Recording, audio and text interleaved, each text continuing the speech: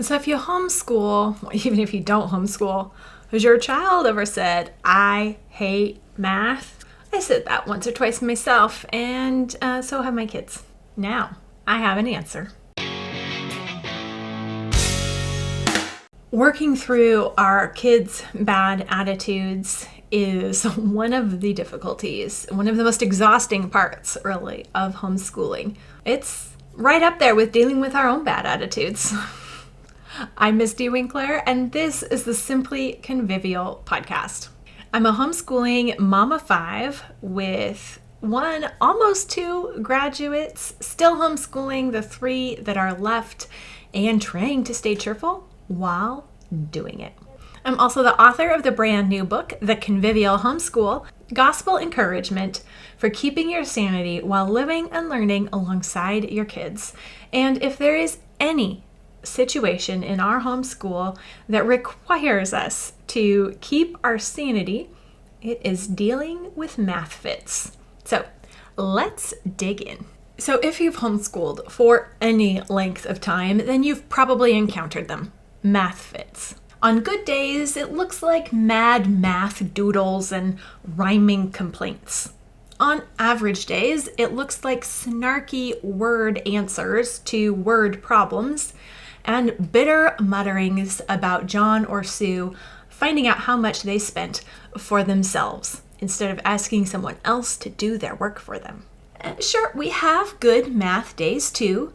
Sometimes we even encounter a new topic, it clicks, and we breeze on through. However, it's not only the fact that I have had 5 math students, or the fact that almost all of them have reached the double digits and have encountered the horrors of letters in their math. The truth of the matter is that math is doing its best work when it stretches our minds and pushes our abilities beyond the comfort zone. Few of us enjoy being pushed, stretched, challenged. By definition, it's uncomfortable. That's why your math program is the best character development curriculum you can find.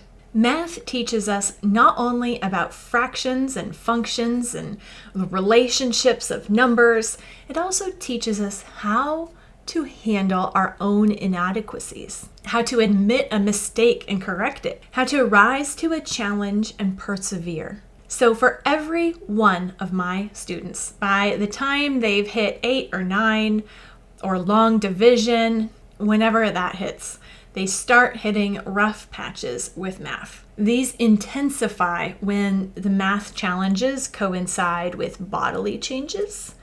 That is, when we have a 12-year-old, it's extra hard. When they're old enough to feel that their right to liberty and happiness, they're perceived right anyway, when they are old enough to be grieved by or insulted by a tricky math question, math is extra hard. Maybe the child didn't get enough sleep the night before, so they're grouchy and stubborn. Maybe they don't understand the concept and they've decided that they don't want to understand the concept. Maybe they've tried and resolved that if at first you don't succeed, then you never will. Maybe as a teacher, I took the wrong tactic and now they're in tears. Through the ups and downs of years of math in our homeschool, I've clung to Cindy Rollins' advice to be impervious and Elizabeth Kruger's advice to outlast.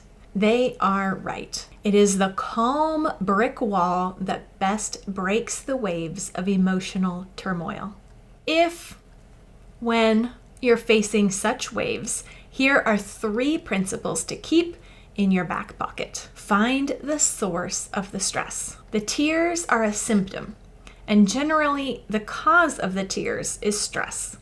Find the stress, and you can address or at least understand the tears. It might look like math is causing the tears, but often it actually isn't. Dig for the cause, wait for the cause. The tears are often not because math is actually too hard, even if that's what they say and what they believe. Some of the reasons for math tears that I've encountered over the years are inadequate sleep, growth or hormone spurt is causing out of whack emotions, There's a fear of not finishing on time. There's a fear of losing computer time if the answer is wrong again. There's a belief that their confusion is permanent. There's a belief that they will never understand. There's a fear of having no free time, or it's just simple dread. I'm sure there have been others that I'm forgetting or never diagnosed correctly.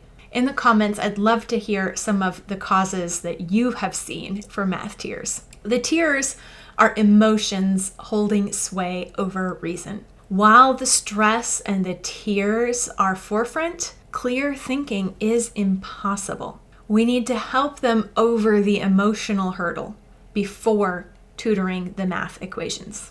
Put the math on pause and help the child. Tactic 2, hold on. Be on their team. Don't be the opposition. They have enough opponents. Their emotions, their fear, their brain freezes, their bodily changes. Andrew Kern once said of math haters that the truth is not that we hate math, but that we hate not knowing math. We hate getting the wrong answer, and we're too impatient to learn what we must learn in order to get the answer right. Have you ever given up on something after a first try? It's always a temptation. Math provides this temptation often, maybe even every day. Remember, your child is learning not only mathematics, but also character. Whenever he sticks with the problem, returning until it's correct, he's practicing perseverance, courage, and grit, even if it's practice under duress. Sometimes that's where we all begin. It is hard. It is a struggle beyond the equation on the page. The triumph at the end of the struggle, no matter how long it takes, is worth it. So we need to hold on to them while also holding the line. Finally, we also need to know when to pause. Holding on and teaching perseverance does not mean that we keep our child in the chair until they get it right. We're teaching them how to cope with their emotions and rule their choices with their heads, not their feelings. It can't be forced.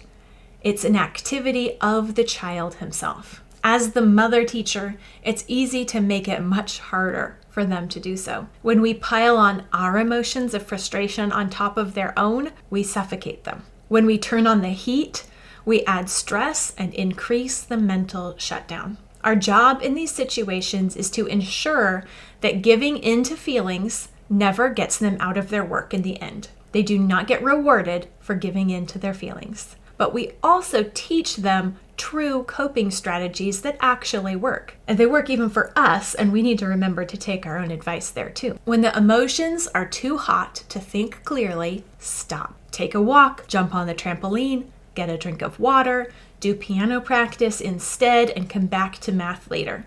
At the very least, stretch, take some deep breaths, and state the problem calmly. Until there is calm, there is no clear thinking.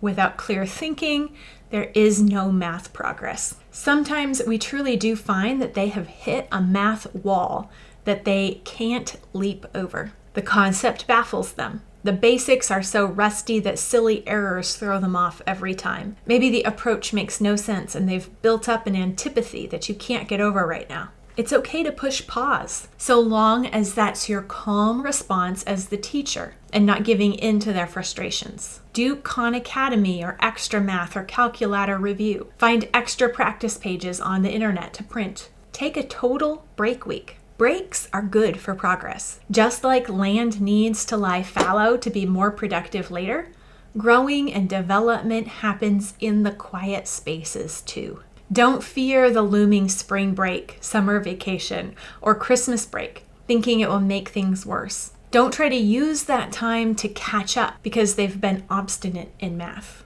Breaks can be a perfect emotional reset time when you become able to return with a clear mind and a refreshed attitude, both you and your child, when it's over.